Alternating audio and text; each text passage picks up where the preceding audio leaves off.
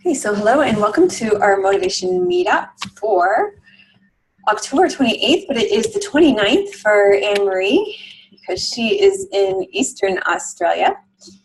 So thank you, Anne-Marie, for joining us because it's Saturday for you in Australia.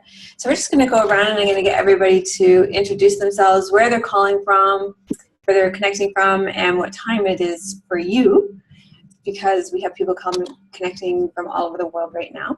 So go ahead, Anne-Marie, why don't you start? Hi, my name's Anne-Marie and I live in Murphy North down in Victoria in Australia. It's 10:30 in the morning here. It's spring. It's a beautiful sunny day. Been outside this morning down the farm, spent some time with the animals. So yeah, feeling really excited now to have a chat with you all. Great, thank you, Anne-Marie, and thanks for, in the last couple of meetups we've been featuring our members, and today we're featuring Anne-Marie's experience, so thank you for volunteering, or agreeing to be volunteered. I appreciate that. Go ahead, Marina. Hi, I'm Marina Patrice, or MP, and I'm sitting on my couch in Philadelphia, Pennsylvania. It's 7:30 in the evening here. Thanks for being with us, Marina. Shar, do you want to speak? You're muted and turned your video off. Oh, Shar's joining us from Cleveland, Ohio, so that would be 7:30 as well. And Nancy is here from San Diego, and it would be same time as me, so 4:30. And I'm Melissa, and it is 4:30 here in Victoria, BC. So thank you everybody for joining us, and thanks to those of you who are listening on the re-record, on the recording. It's great to have you with us, no matter when you're listening. So today what we're going to do, we're going to do three things. We're going to be talking a bit about the, Anne-Marie, sorry, I guess Nancy was the last name I looked at, Anne-Marie's experience with the Sandra Sabatini's Breath book. That's the book that we've been reading in the membership community, and I see Nicole's just joined us. Nicole's in Tennessee, so that would be 7:30 as well, maybe 6:30. We're talking about Sandra Sabatini's Breath book and our experience with that. How many of you are reading Sandra Sabatini's book right now, Breath? Nicole is, Anne-Marie is. That's why I asked her to speak about it. Nancy and Shar, you guys can let me know in the comments if you are reading it. Marina, have you been reading that? Not yet. Yeah, that's fine because it's one of those books that you'll be able to follow right along with Anne-Marie's discussion about it, and we're going to take you through an experience with it today too. Shar and Nancy haven't either, so that's fine. So half of us have and half of us haven't, and I think that's completely fine because you'll get to hear about Anne-Marie's experience with it, and also we will take you through an experience of it. That was one of the requests that the people that are reading it had, was that but actually, was that your request, Anne-Marie? I'm not sure. I had spoken about like some of the things that she talks about in it are so beautiful, like having them recorded as a meditation. But I do think this is a good idea. I don't know whether I verbally said it, but I had thought that when we were reading the books, while it's good on the forum to just chat as things come into your head, it would be nice to actually have like an interactive book club meeting where you actually talk about things, because what other people say spark things. And it's just, it gives you a different experience of the book. Yeah, and I think it was you that said it would be nice to record some of the way she writes is almost like poetry, and actually originally the book was just a transcription of her speaking at the end of her. Oh, like it was her speaking in Shavasana, and it was a transcription of her Shavasana rambling, so to speak, for lack of a better word. So to actually re-record them is kind of how it was originally delivered. So that's what we're going to be doing today, talking to Anne-Marie about how this experience has come alive in her life.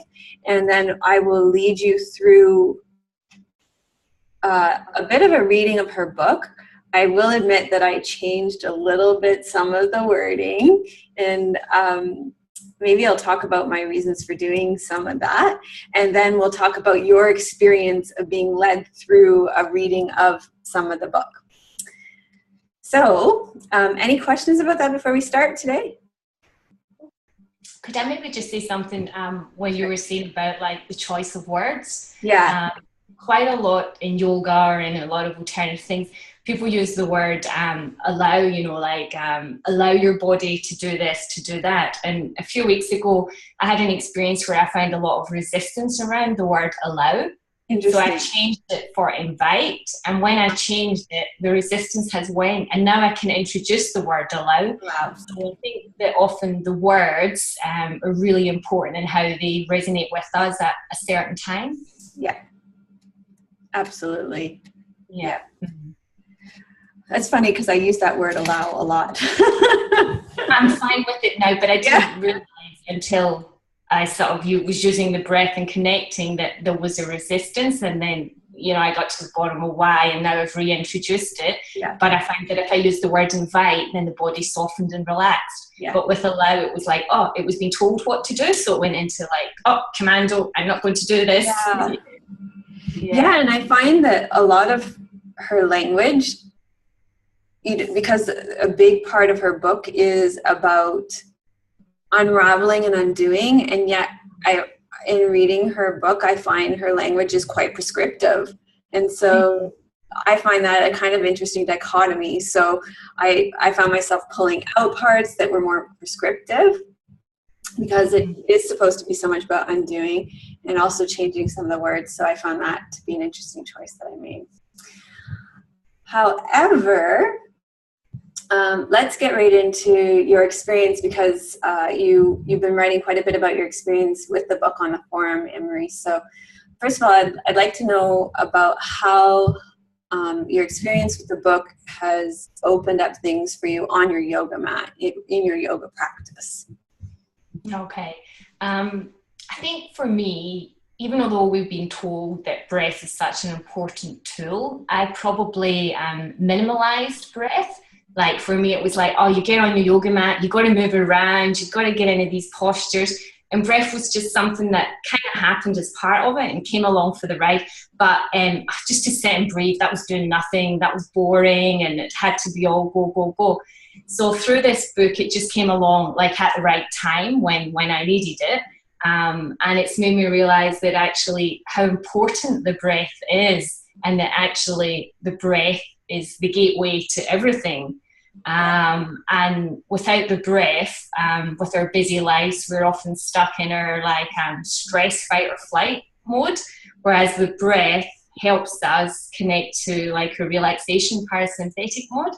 So as I started to explore that and notice within my own body that as I connected to the breath, it made me calmer, it slowed me down. I have a whole new respect for the breath.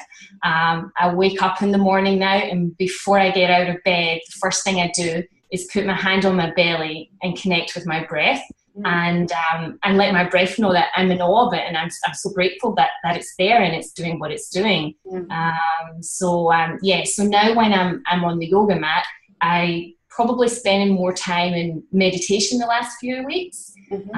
Probably doing shorter classes, giving myself permission that, to do a 10-minute class, to do a meditation and then just sit for half an hour.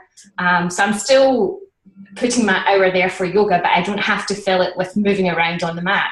So it's been, really, really powerful for me, the breath, and just noticing how it, when I connect to the breath, how it connects to like different parts of my body, and it's helping me get to know my body better, and where I hold a lot of tightness and stiffness, and when I'm doing the practices now and you're talking about the breath, I'm more conscious of what the breath is actually doing and directing it, and probably making that more important than the actual pose itself. So if my body part doesn't want to come along for the ride in that day, then that's fine. It's the breath's cleansing and doing whatever it has to do, and the body part will come along later when it's ready. I sometimes think that as yogis, we almost take the breath as given. It's like, oh yeah, the breath. Oh yeah, I practice yoga. I do the breath thing, right? Yeah. Yeah. But it takes this real awareness to actually bring it into our practice in any in-depth way, which is what you're talking about. Yeah, and I think the breath was probably, it was like a rote thing. It was like a mechanical thing, in the sense that when you're doing salute to the sun, and as you did each pose, like I knew what my breath was supposed to do. Yeah. So it was like so the breath was just doing all these things, but there was actually no conscious awareness of the breath. It was just part of the posture. Whereas now I'm actually, being consciously aware of the breath. And as I'm giving the breath more awareness and being more conscious of it and starting to let go a little, the breath is actually blossoming and turning into this beautiful experience and organically becoming stronger, which is really nice to see. Mm-hmm. I don't suppose any of you will have had a chance to do this week's class yet, the one that just came out today. Yeah, because it's actually in this week's class, I dedicate 20 minutes of the class to one breath practice. Yeah. So it's kind of interesting that the timing of the release of this class and this motivation meetup, because it was kind of risky to do that. I actually named the YouTube title of the class, "I Dare You Not to Turn This Off." I don't think anybody who actually doesn't already do my classes will actually do the class, but those of you who are already following my classes will really get into it, because it's such an in-depth study of the breath, and it's really powerful. Mm. So I'm guessing that this kind of love affair, well, I wasn't really planning on asking you this question, but so what have you discovered about yourself through getting to know your breath more deeply in your yoga practice? And like, what has it taught you about you? What insights have you had as a result? I suppose one of the things I found quite interesting was, before I started connecting deeply with the breath, although I would sort of start to connect with emotions, and I was starting to connect with those like darker emotions, and like everything in life just wasn't light and airy and happy. And I found that the breath is really connecting with like stuck parts of me. Mm-hmm. And as I breathe into them, I can feel in parts of my body that things are starting to unravel and move around. Mm-hmm. So I'm sort of letting that happen instead of trying to put the lid back on it, and letting the breath sort of cleanse and do what it wants. And one of the really big things I had at the beginning was in the book she talks a lot about the exhale and like all the ash coming out. And I suppose I had always concentrated on the inhale of the breath. You know, you inhale in yoga and you inhale all the light and the prana and the good stuff, and the exhale just happens. But I didn't realize the importance of like the exhale as well. And as I was reading it the first time, and she talked about, as you breathe in and you breathe in the goodness, but as you're breathing out, you're clearing like all the ash and all the toxins from your body. I actually had this vision of sort of like, you know how like during the World Wars they had the concentration camps and when people were trying to escape, the lights came on and the floodlights just sort of honed in on the person trying to escape. And I feel that with the exhale and with the breath, it's sort of honing in, but not in a bad way. It's honing in bits of my body that have been trying to hide and bring them into the light. Mm-hmm. And the breath is actually helping connect with them and relax them, and sort of coax them back a little. So that has been a really powerful sort of mental vision that I got early on in reading the book, and has sort of continued with me. And even at points throughout my day when I connect with the breath, I'm really conscious of this clearing of parts of my body. Mm-hmm. And now that I've rambled, I've actually forgotten your initial question. No, you're talking, I asked you what insights you've had because of connecting with your breath. So that's a really powerful insight. And also that when you start moving prana through your body, which is essentially what you're doing with breath, it starts to free things up more, and you are going to you are going to unpick emotions. And those you're going to go from experiencing maybe this much emotional range, and you're just going to keep opening it up. It's just going to keep expanding the more you unravel. The breath can go a long way in unraveling the held tension in your body as you start moving that prana through your body. So that doesn't surprise me that so what I hear you saying is you're experiencing more emotional range rather than limiting yourself to the like unicorn and lollipop range. It's opening up a range that's wider than what you were experiencing before. Yes, and like really random childhood memories that are popping up. To do with the other day I was making like a simple soup, and a random childhood memory from kindergarten, sort of popped up. I'd come home really pleased with the soup and no one else really acknowledged it, so then I thought, oh, it's not important to make soup. So I was making it the other night. I was saying to myself, no, this is really important. No, you've picked it from your vegetable garden, you're nourishing your body, this is a loving thing to do. And I think a lot of these things that are popping up now are to do with the focus on the breath that I'm doing at the moment as a result of reading this book. It's like the breath is doing its own little cleanse through the body, finding things in the tissues, starting to really specific emotions that are trapped, and it's really, really interesting. And does it feel safe? Like, does it feel within a range that feels safe? Yes, it does. I think there's been with my husband, my partner, he's very, very good, and we talk about a lot of things. So the things and the parts that scare me, I'll sit down and I'll talk to him about them.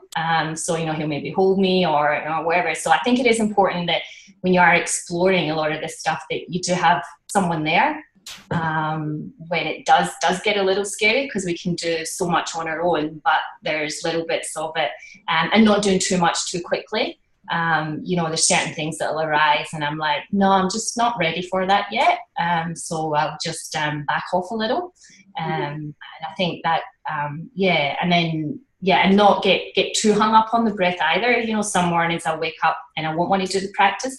Other mornings I will. But I find that as I concentrate more on my breath as well as the emotional side of it, it just pops up during my day now. I'll be driving along and then all of a sudden I'll check in. I'll be like, yep, doing some diaphragm breathing, or no, I'm breathing up in my chest. And then I'll change my focus and get it out of my chest back into my diaphragm.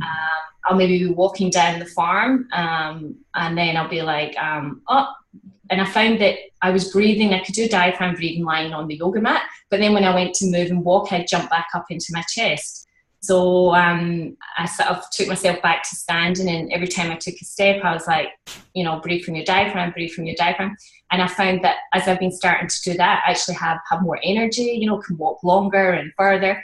So it's like by doing this practice, reading the book and starting the day off by connecting with the breath, it just pops up at random times throughout the day. Not necessarily every day, but it just pops up. Yeah, so what I'm hearing from that is that you're listening to your body and you're being guided by your body. Yes. So it's not sort of a self-imposed agenda around it. It's like if it feels too much on a given day, you're going to back off. And also you're listening to your body as circumstances are warranting, so that, when you're outside and you're walking and you need more energy, your body's telling you to come down into your diaphragm, and that gives you more endurance on your walks. So that it's very much internally, it's arising internally. Yes, very much so, which is really, really nice. So you're touching on a lot of the questions that I had for you about how things are coming off the mat for you. You talked about the exhalation, which was something else that I wanted you to, okay, I'd like to ask you a little bit about, because the book is written in a way that's maybe different than other books, like it's quite a unique book in the way that it looks and the way that it's laid out. I'm curious how you are engaging with the book. Yes. Yeah. I actually downloaded the book onto my iPad, so I'm reading it as a Kindle version, as an ebook. Yeah. And when I first opened it, I thought, oh, there's not much to this book. There's, a few words, there's little diagrams. Oh, yeah. I could just sit down and read this. Yeah. And then I thought, no. I'll go to the book club page and I'll read the way that, we're being asked to read it. So I have been just reading it in the small parts. And actually, I'm really enjoying it. I quite like the way that this is set out, the way it's written in like verses. And then you have like the space between the text and the verse. And I think sometimes less is often more. And just this morning I was actually thinking that it would be nice to actually buy like a hard copy or a paperback copy of it, because I think it is the type of book that it would be nice to be able to just physically open at random pages and do things. And I'd like what do you call it, like you know how Oracle decks, and then you would pull a card, so then it would be like that, and then what page you open to, that would be like your practice. What do you call that? So I was thinking that's one that would be nice to have it, to have it in that, and just do that. But I've liked the fact that the chapters are quite small, and I especially like the way that we've been reading it in book club, because it is such a short book. It would have been so tempting just to sit down and just it's done. It would be just like, oh yeah, that was a breath and then gone. But because we've read it in these little parts, and then I went back and reread little parts of it, every time I read over the course of the week, whatever section we've been allotted to read, different things pop up. And there's so much profound wisdom in there, and I actually love the way that she writes. I think it's quite beautiful. It's simple, but quite beautiful. So I'm really enjoying the style of the book. And normally I read books that are like this and got lots of information. So it's really nice to read something that perhaps initially, if I'd seen it in a bookshop, I would have dismissed as being too simplistic and not a lot to it. So it's been really nice to shake up, that concept as well, that, sometimes less is more. Yeah, it's so interesting, the timing of this book in our book club, because it's really been the focus of our membership community right now too, is to pull way back on giving you so much information, and to just really ask all of us to go in depth with less. And what happens is you can have a much more profound experience, rather than trying to skim across the surface of so much content. To take a little bit of content and go really deep with it is just a much more powerful experience. Yes, no, I agree. And interesting, you said that. Yesterday I was looking around in the forum, because I thought I've not really, looked around for a while. And for a long time I'd been meaning to go to the meditation forum again, the meditation group. But what had sort of put me off a little was, it was another thing, I'm trying to do the daily practice, I'm trying to do this, that, and another thing, and it's just not going to happen. And I was so really, when I read it, and I thought, oh, that's really nice. Now it's working on one theme for a month. And I thought, oh, actually, I think now that, that could fit into my lifestyle and could benefit from it. So it was, it was really lovely to see. Yeah, and not only are we working on one thing for a month, we're gonna, the thing we're working on, we're staying with for several months. It's always gonna be the breath, and it's always gonna be in the body, and that's where we're staying indefinitely in the meditation group. So it's not like there's not tons of information there. It really is about, as is this book, it's about your experience with the practice. Yes. Anything else that you want to add to this that I haven't asked you about? One other thing I would like to add is over the last year I've been learning to horse ride and sorry, excuse me.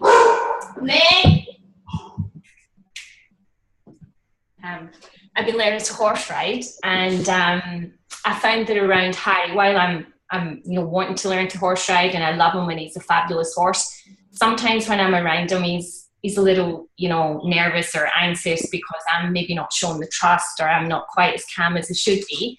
And the last week, as I've been walking down to the farm at night time to, shut the farm gates, put chickens to bed and all that, I have to walk past him.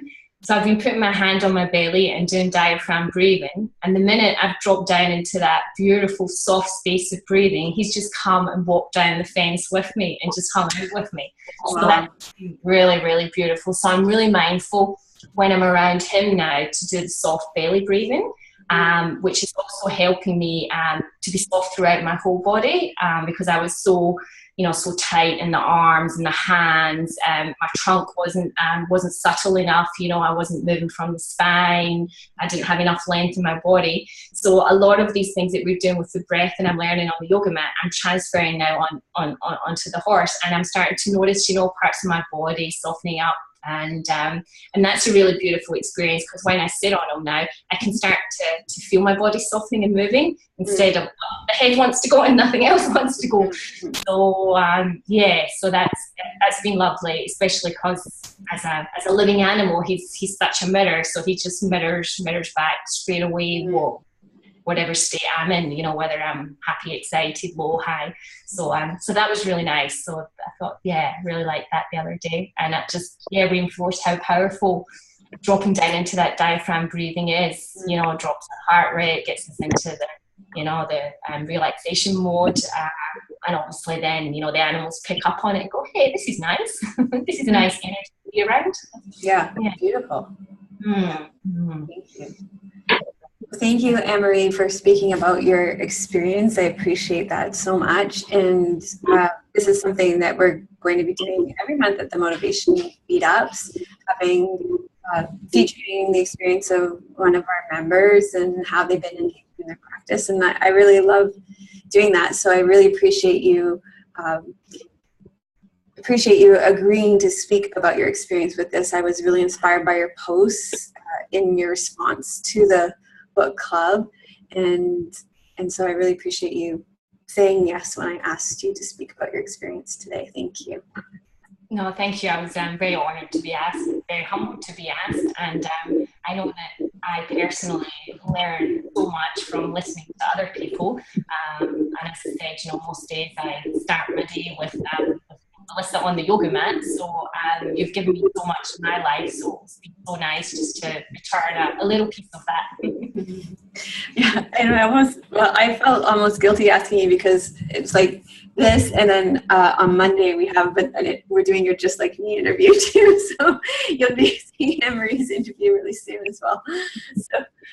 Everything in life is about timing. The time when we had the meetup, none of my software on my computer was set up, and we have literally just the last week had to update all our software for the farm, and it just all got updated on Friday, so I was able to do this all today. Otherwise it would have been a blank. So it was meant to be. Perfect. Okay, so I thought that what we would do now then is go into experience, so that you can have a chance to experience what Anne-Marie's talking about with the book. And I'm going to lead you through a practice, and you are going to lie down on your backs with your knees bent and your feet flat on the floor, so you don't really have to change the position of your cameras. You can just leave blank space on your cameras, and I'm going to go ahead and mute you all so that we have quiet for this actual meditation. I'm going to meditate. So. And I will lead you through Sandra Sabatini's. This comes from chapter. The preface, the introduction, and chapter 1. That's what I chose to focus on. I know that Alice plans to do another meetup and do something similar to this as well. She's looking forward to doing these. So I stuck to the preface introduction in chapter 1. So I'm going to mute you all and take you through this. So go ahead and lie down on your back, knees bent, feet flat on the floor. Make yourselves as comfortable as possible. And if you think you're going to get chilly, just pull a blanket up over top of you. Check in with the distance between your feet and your pelvis. And if you can rearrange them so that your lower back is more comfortable, go ahead and do that. And then also check in with your neck, make sure it's comfortable. Your chin and forehead should be on the same level. That may mean that you need to put a little pillow underneath your head.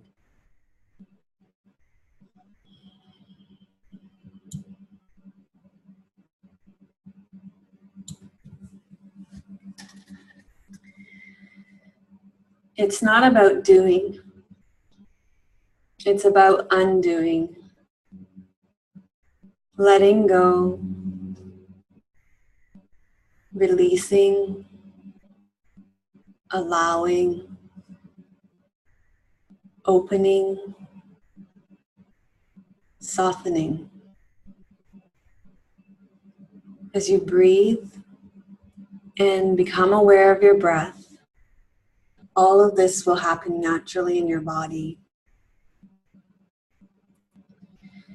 Everything will happen naturally if you let it. Your breath is how it happens.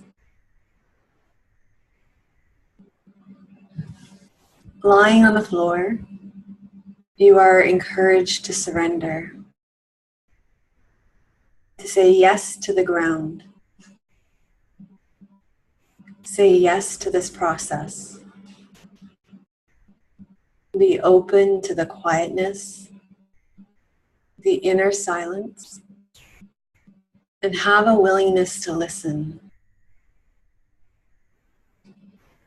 Even in a position that looks very silent and still, there are a lot of things happening.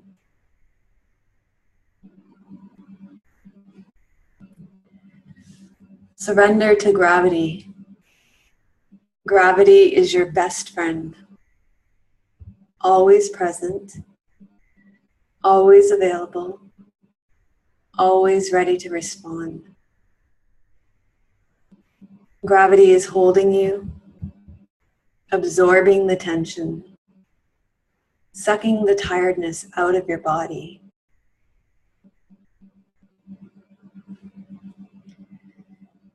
Relief comes from being on the ground.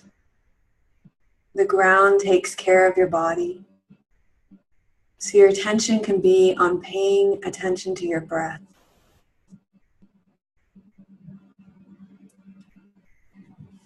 As you become less active, you give the ground permission to become more active, more powerful, more healing. Gather all the senses that are usually extended towards your outer world and turn them within. Move them inside.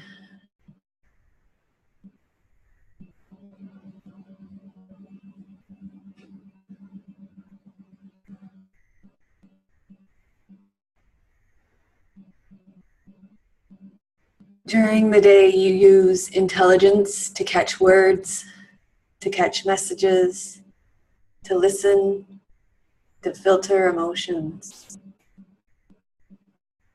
You don't need to do that now. Use that intelligence, that capacity to bring awareness to what's happening inside.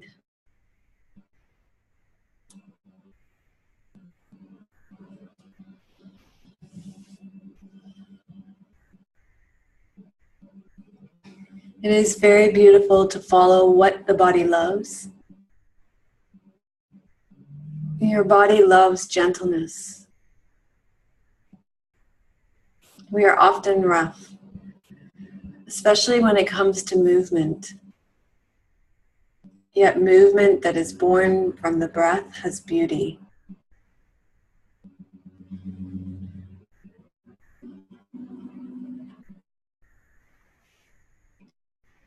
The minute there is wanting or a push or an effort, then the beauty goes away, the simplicity goes away,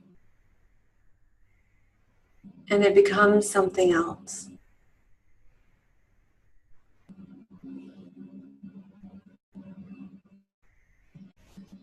It's amazing how we respond to something very, very simple, like the earth below, the warmth of hands, silence, and space.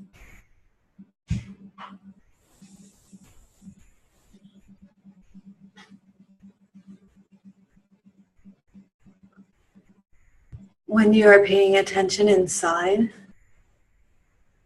let go of distractions. Everything can be an excuse. Nothing is really important except your breath, the lengthening of your spine, and the development of roots. That is really important.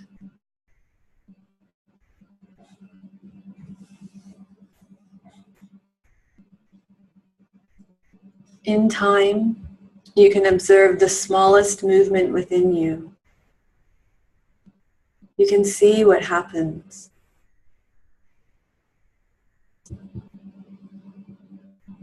In silence, in quietness, let it happen.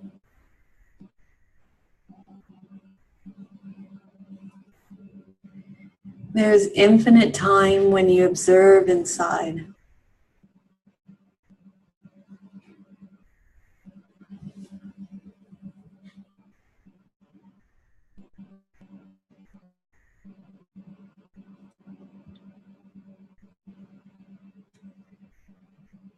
There are times when you discover sensations and tension comes undone, and there is no pain, and everything feels wonderful. And there are times when there is resistance, and there is little understanding of what is happening.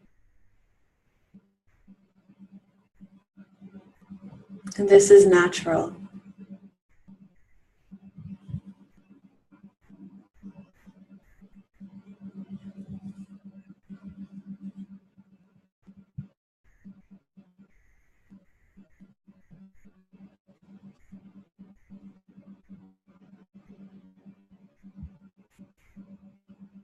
If your practice is not bringing you any joy or discoveries or suppleness, it is because you are doing too much, trying too hard, and not taking the time to observe.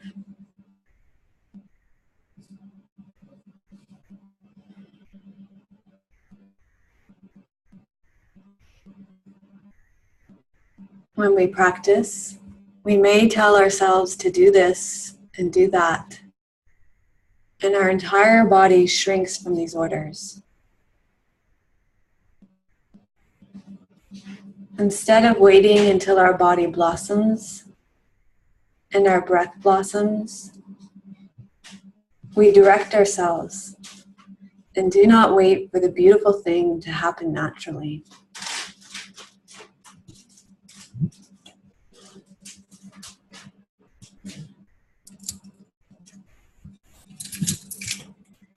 The words we use towards ourselves are very important. When we give ourselves negative or punitive messages, it can take a long time to become clear again.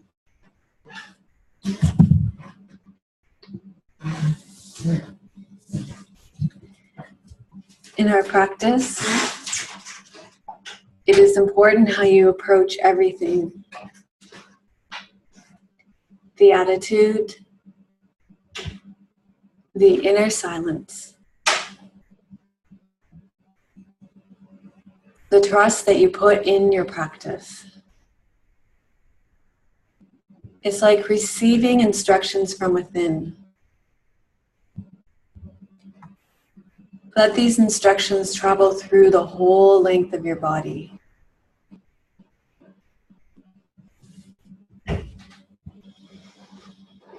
Trust that there is a rhythm inside you.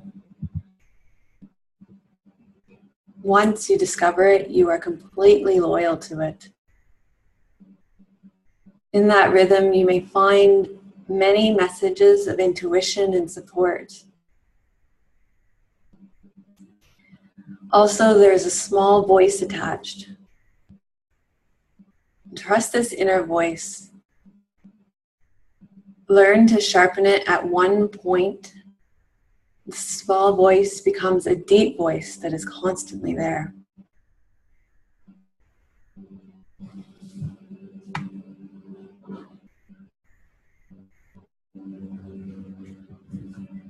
Find the key to your own rhythm, which is primal, ancient.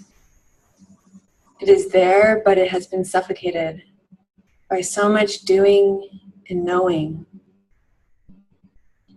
It's like taking away layers and layers to find this primitive rhythm, this pulse.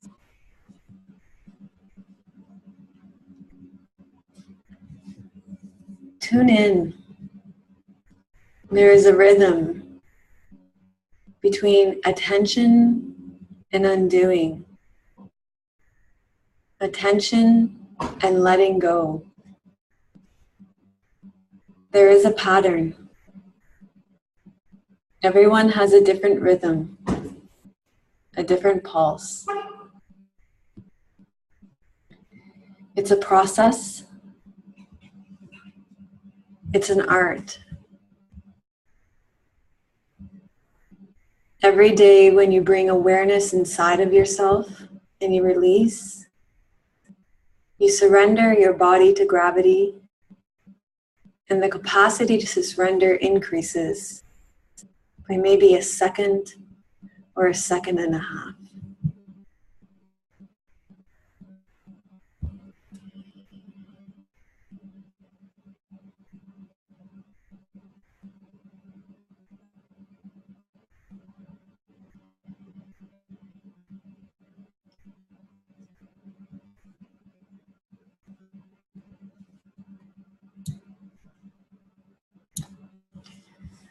So as you rest back, notice what stands out about your embodied experience right now. Notice the quality of your mind. Notice your emotional landscape. Notice your energetic tone. And notice what stands out about your experience.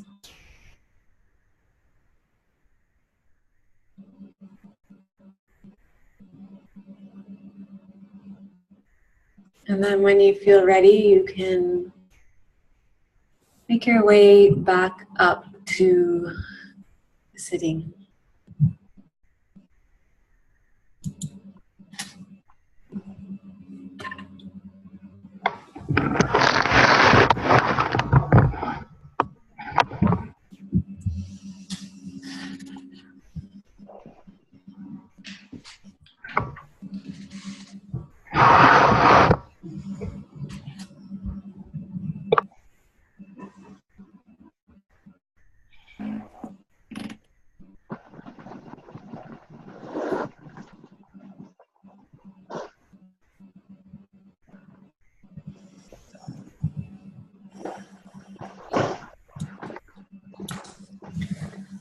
Okay, so I'll give you a chance to speak about what stood out for you about that experience.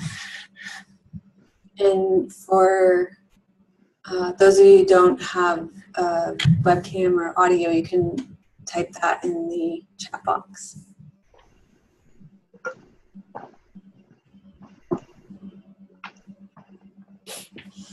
I'm very curious about your experience, Nicole. I'm like chomping at the bit, but I'll hold back until after everybody's spoken. You just cut out. I didn't hear you.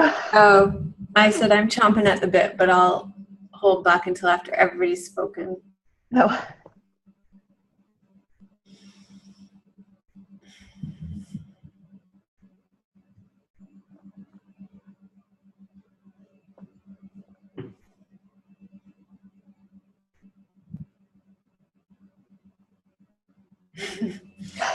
Nancy says, "Holy moly, that was awesome." Okay. So I'd like to know, Nancy, can you say more about what was awesome about that for you? Like, so maybe, can you say, so she felt really connected to the earth. Okay, great. I did choose a lot of the phrases that asked you to connect to the earth. Plugged in 100%. Nice.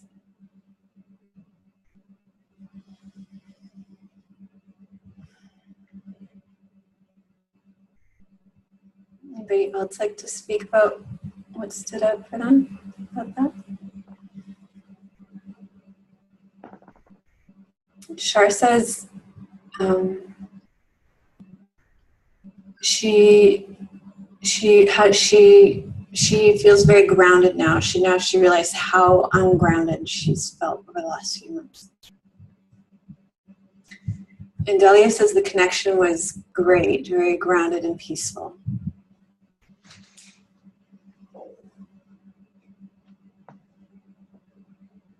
And Marie, you want to speak about what stood out for you about that? Yeah, it was so nice to hear the voice externally rather than reading it. So it gave a totally different level. Could really let go because you weren't having to sit and read the words. You were able to just let go. So I really felt like really grounded and really just let go, fell into the ground and could really feel like gravity and that beautiful feeling. And at the end, I felt really calm and relaxed and peaceful. And I just got the words, "It's safe to let go." So that was really beautiful. And I actually just wrote that down and put little hearts around it. It's safe to let go. So it's beautiful. Thank you. Nice. Yeah, it's very, I have a real pet peeve about books being written. It's still held up as the best, as the most authoritative form. And yet it's just not the most effective form. So, right? People write books about yoga all the time. They write books about meditation, and it's just not the most effective form of delivery, as you can see from this. I mean, you'll read in a book, they'll say, "Okay, well, have a friend read this to you." Okay. Obviously, it would have been better to do this as an audio program then, right?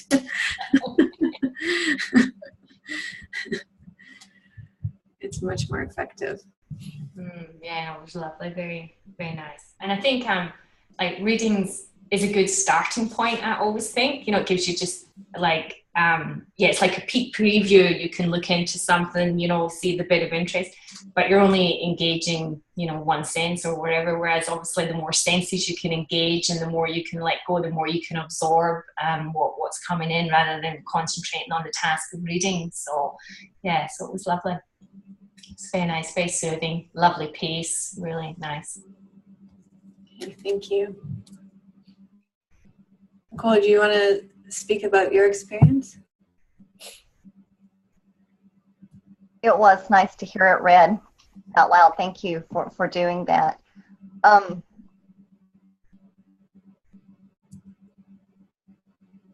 As I read through the book and I read, yes, this is true. I mean, I've got so many notes. Yes, I remember how this started happening for me. And then laying there, and it was like I was experiencing, how people describe when they have near-death experiences, how they see their life flash before their eyes. I was seeing all of my experiences of what I had experienced with breath work. kind of flood me, but it wasn't overwhelming like anything. It was pretty cool. And just all the unraveling and feeling very, trust and surrender has been something that over the past couple of years, it's been my process, and learning to trust that ground underneath. And I was just reminded of where I was a year or two ago and where I am now, and learning to hear that inner voice. And it just gets easier and easier to get rid of the self-doubt when it starts to enter. And it's because of breath. I had a little boy, he's 24-year-old. I call him my work son, asked me today out of my whole yoga practice. He's always asking me questions. He really wants to come take classes, but he just doesn't have the time. He's still a little hesitant. Out of your whole yoga practice, what is the one thing that you would recommend somebody like me learning to do? I'm like, breathe. Like it sounds simple. I said, in some ways it really is. In some ways it's really not. Mm-hmm. So when I was laying there, I'm like, this is the book for Logan. This is where he needs to start, right here. Mm-hmm. And it was, so now I know what I'm going to take to him to work next week, start here.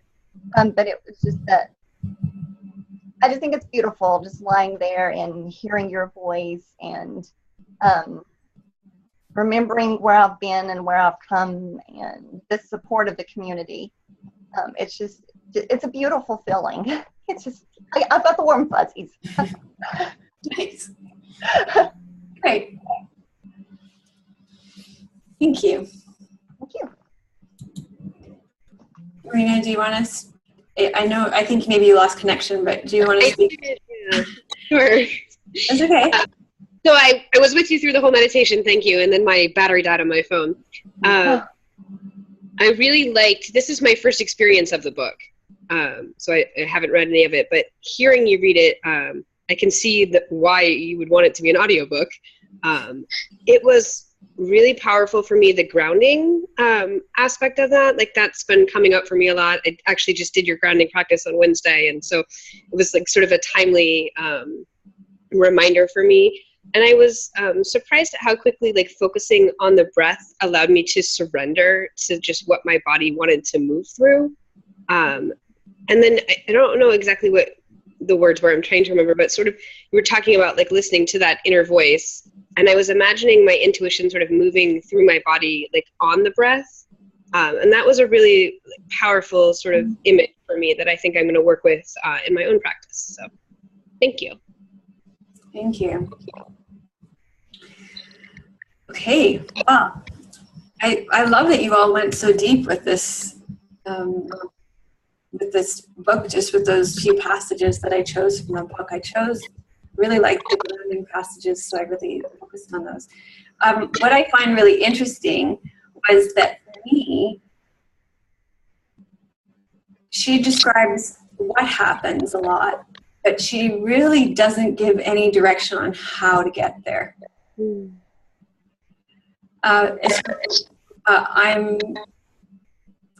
I'm guessing all of you use your past experiences and your own experience, your own knowledge base on how to get there. Maybe, just as you're saying it, I'm just thinking maybe she doesn't tell us how to get there because everyone's path is different. So she's just letting us get there in her own way. But I hadn't actually noticed that till you said it. It's an interesting point. I didn't actually realize I was oblivious to the fact that the how was missing. Yeah. Well, she's a teacher. Well, I'm a teacher. Yeah. And from one teacher to another, I'm like, you're not actually teaching. In my opinion. So I find that very interesting. It's like a yoga teacher that says, connect to your bliss. Okay. How are we going to do that? Hear the small voice within. How's that going to happen exactly? So I find it extraordinarily interesting as a teacher. All of you managed to have an experience without actually being taught the pathway in.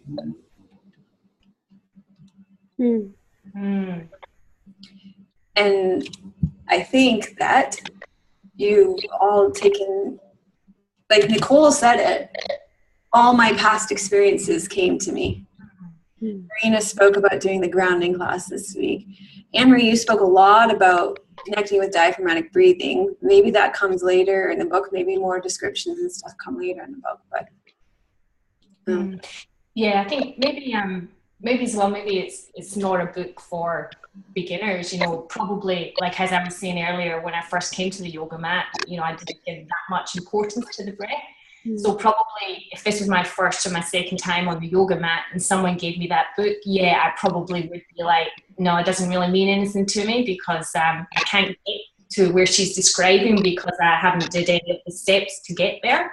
Whereas, as you said, I think within this community, because everyone's, you know, building and evolving, it was we took a book that describes something that we've experienced in our own bodies in different ways.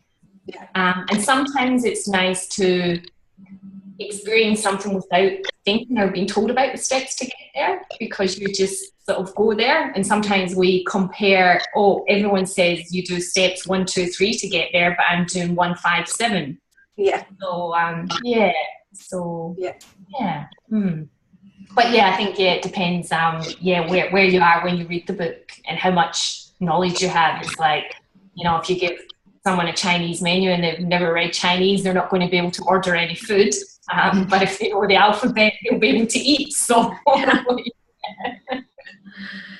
Delia says she's a respiratory therapist who's been teaching breathing to people with pulmonary problems.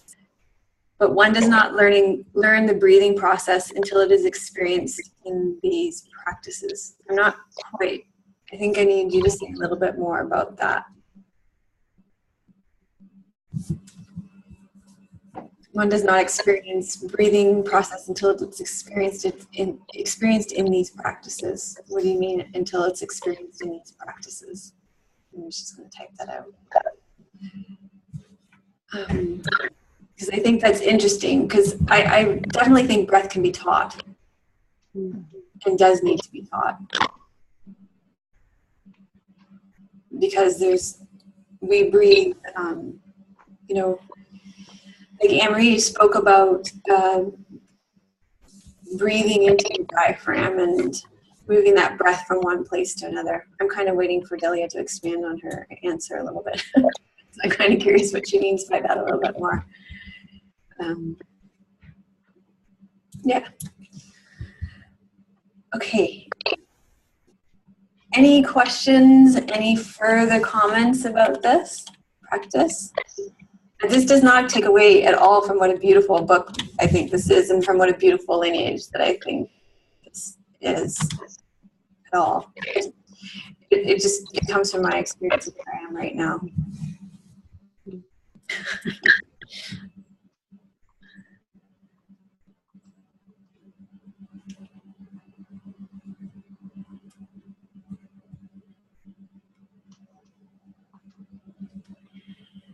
I think it will be useful to continue to explore this book and to continue to follow the practices and to do another one like this.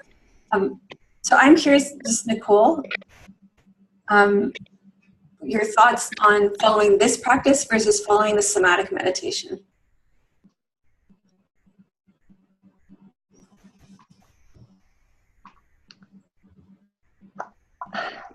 And I think, and I'll use your words, it's where I am right now. I like the somatic